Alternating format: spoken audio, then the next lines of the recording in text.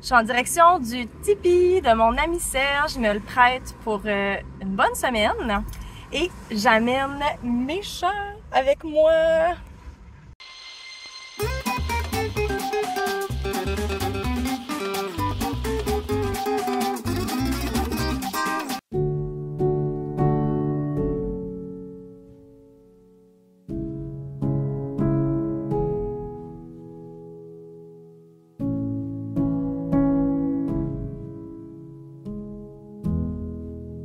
Proche ici.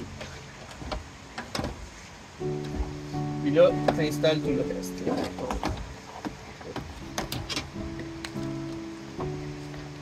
Alors, tu installes le propane. Après ça, la petite pompe.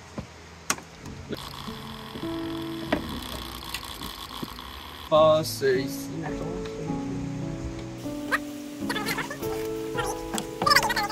Accroche le pommeau ici, Ça, c'est une rencontre préparatoire à mon séjour chez Serge. Regardez comment je suis habillée, hein, avec un foulard d'hiver où j'ai un petit peu froid. Puis lui, ben, il est pas beaucoup habillé. J'ai bien hâte de voir. J'espère que début mai, on va avoir des belles températures chaudes. Parce que moi, me mettre toute nue en nature quand il y a un petit peu de vent, je vais trouver ça un petit défi. C'est non obligatoire, mais les plantes aiment bien avoir de l'humidité. Je passe de même. Là, je le penche comme ça.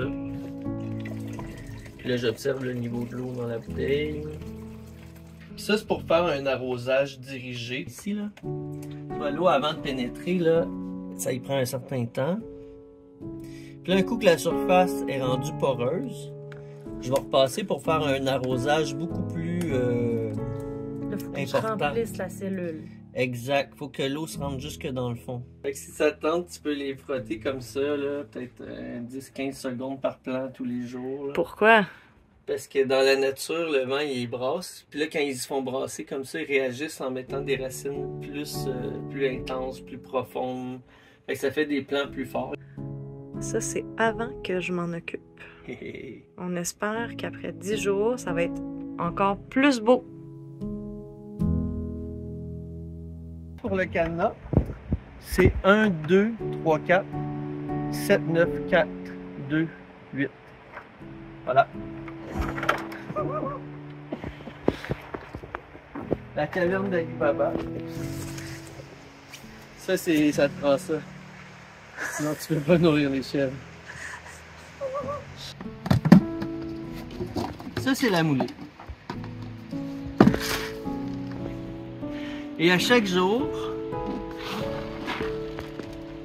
on donne ça de moulée qu'on divise en deux. Fait que moi, je commence par la moulée, puis pendant qu'ils mangent leur moulée, tu fais les autres choses. En fait, c'est 3 affaires. Moulée, foin, eau. Puis le foin, ben, avant, c'est bien d'aller voir combien il en manque dans leur atelier à foin pour savoir quelle quantité mettre. Et puis là, tu arrives avec des galettes comme ça que tu transportes. C'est un peu salissant, mais après ça, tu te secoues. Puis là, tu amènes des galettes de foin que tu vas les mettre dans le râtelier. Salut les filles!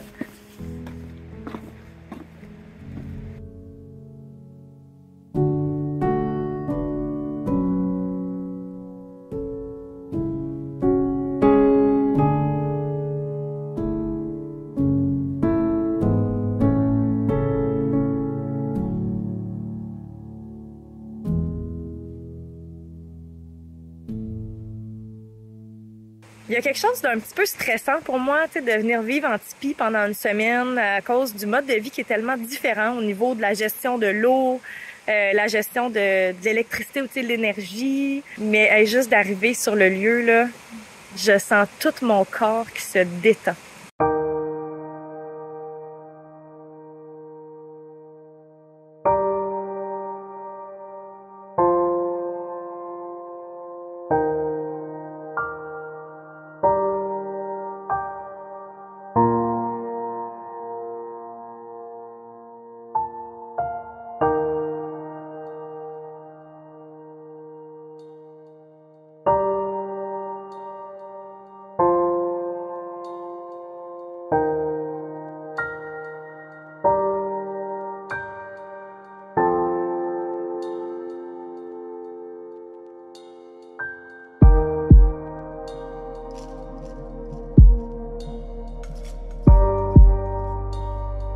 Je m'en vais nourrir les chèvres.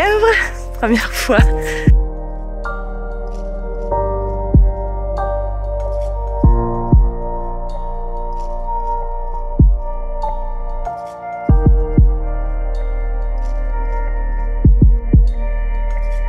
Le foin est rempli et la nourriture est donnée.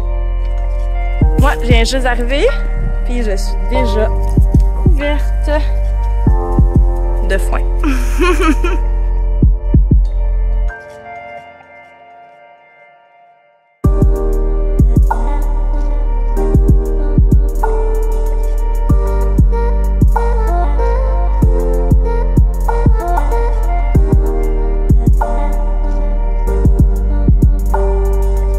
C'est vraiment relaxant. Être ici, là, j'en reviens pas comment ça rend ma vie en ville complètement non pertinente. J'ai apporté mon ordi puis je sais même pas comment je vais faire pour le sortir en étant dans un contexte comme ça.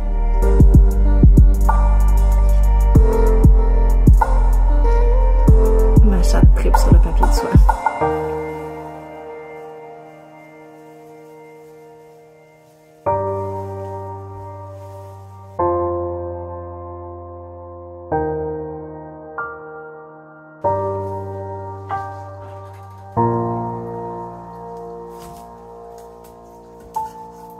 Pas facile de partir un feu pour moi aujourd'hui. Pourtant, je sais vraiment comment faire, mais ouais.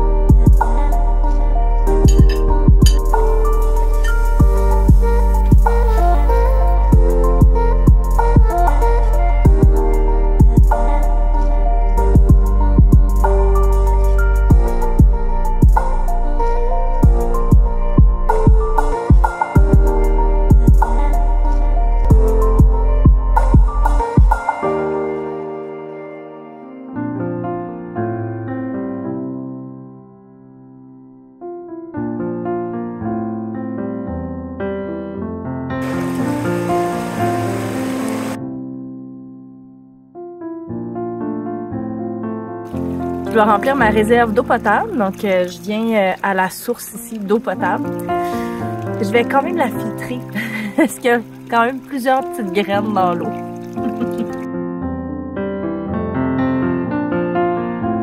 Fait que je l'ai mis dans la poche qui est derrière moi, puis de la poche, je vais le mettre dans le pot d'eau potable.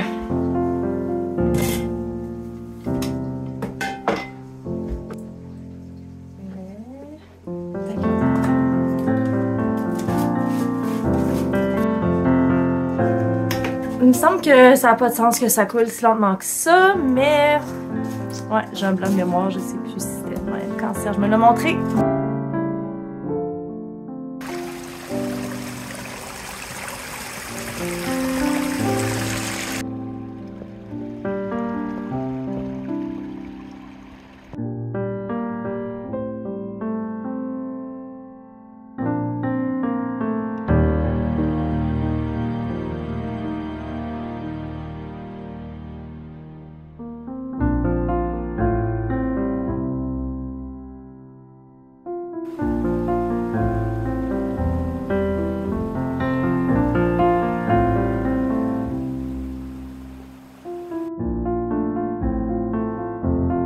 Ce matin, je dois tenter de remplir ma réserve d'eau, de vaisselle, en tout cas tout ce qui va dans l'évier.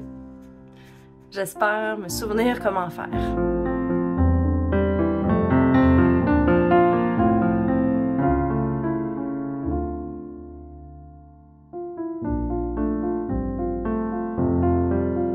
Je suis allée changer le conduit. Il y a deux conduits en dessous. Il y a un conduit qui va dans le fond rejeter l'eau à l'extérieur, puis un autre conduit qui va mener directement au baril d'eau qui est en dessous de l'évier. Donc là, je viens de connecter l'évier avec le conduit qui va jusqu'au baril d'eau. Comme ça, moi, je vais aller vider ma chaudière dans l'évier et ça va remplir le baril. Ça a l'air de marcher. Non sans éclaboussure.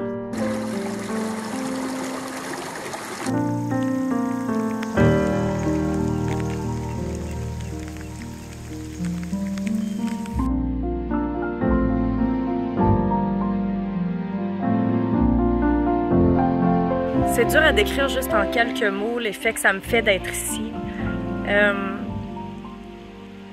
C'est comme si, en fait, je m'attendais pas à ça. Je m'attendais pas à reconnecter autant avec la Mélanie que j'ai été quand j'étais enfant. J'étais une petite fille qui aimait passer du temps assise sur une roche à regarder le lac, parler aux canards, parler aux chenilles. Puis éventuellement, ben, on a déménagé en ville et j'ai coupé cet accès-là en dedans de moi. Puis de revenir ici au tipi, en fait de venir ici au tipi, passer un séjour pour la première fois, ça me ramène violemment à cette connexion à la nature que j'aimais tant, puis que je me rends compte que j'ai vraiment besoin. Fait que je suis vraiment reconnaissante de mon séjour ici. Puis en même temps, mais ça me fait mal parce que je dois retourner en ville. Un, parce que c'est pas chez moi. Mais deux, parce que je travaille en ville, parce que j'ai des obligations en ville. C'est comme si en étant autant proche de la nature ici, pour moi, la ville perd sa pertinence. Et elle me fait plus envie.